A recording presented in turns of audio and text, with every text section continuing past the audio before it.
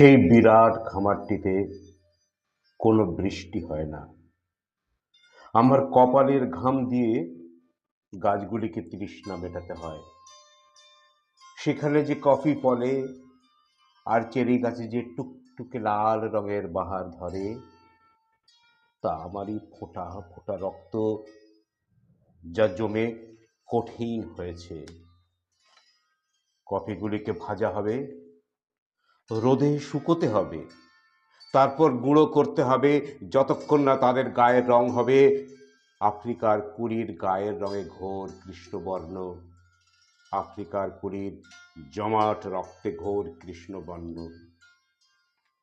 যে পাখিরা গান গায় তাদের জিজ্ঞাসা করো, যে ঝর্ণারা নিশ্চিন্ত মনে এদিক ওদিক ছুটোছুটি করছে তাদের, এই মহাদেশের মধ্যকার মানচিত্র থেকে যে বাতাস মর্মরিত হচ্ছে তাদের, কে ভোর না হতে ওঠে, কে তখন থেকে খেটে মরে, কে লাঙল কাঁধে দীর্ঘ রাস্তা কুঁজো হয়ে হাঁটে, আর কেই বা শস্যের বোঝা বইতে বইতে ক্লান্ত হয়। কে বীজ বপন করে আর তার বিনিময়ে যা পায় তা হলো ঘৃণা, বাসি রুটি, পচা মাছের টুকরো, শতচ্ছিন্ন নোংরা পোশাক, কয়েকটা নয়া পয়সা। আর এর পরেও কাকে পুরস্কৃত করা হয় চাবুক আর বুটের ঠক্কর দিয়ে? কে সেই মানুষ?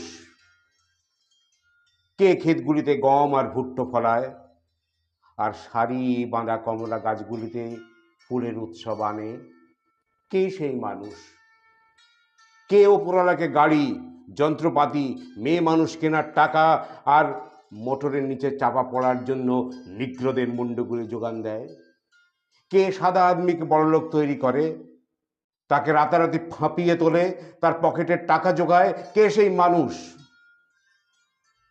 তাদের জিজ্ঞাসা করো, যে পাখিরা গান গায়, যে ঝর্ণারা নিশ্চিন্ত মনে এদিক ওদিক ছুটোছুটি করে, যে বাতাস এই মহাদেশের মধ্যকার মানচিত্র থেকে মর্মরিত হয়, তারা সকলেই উত্তর দেবে, ওই কালো রঙের মানুষটা যে দিন রাত গাধার খাটুনি খাটছে। আহা, আমাকে অন্তত ওই তাল গাছটার চূড়ায় উঠতে দাও, সেখানে বসে আমি মদ খাবো।